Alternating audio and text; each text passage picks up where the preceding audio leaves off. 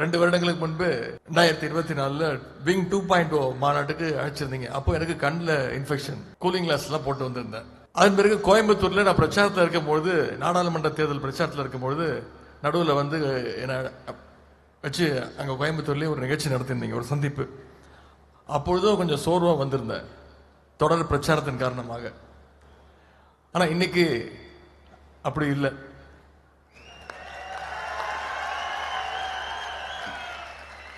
ஏன்னா நீங்க இந்த வாட்டி என்கிட்ட தேதியே வாங்கல. இன்னைக்கு டிஆர்பி ராஜா அவர்கள் என்னை அழைச்சிட்டு வரல, இழுத்துட்டு வந்திருக்காரு. தலைவர் 6 மணிக்கு வந்து பேசுறாரு, அது வரைக்கும் நீங்க வந்து பேசிட்டு போனீங்கன்னா நல்லா இருக்குமே. மெயின் பிக்சர் 6 மணிக்கு, ட்ரெய்லரு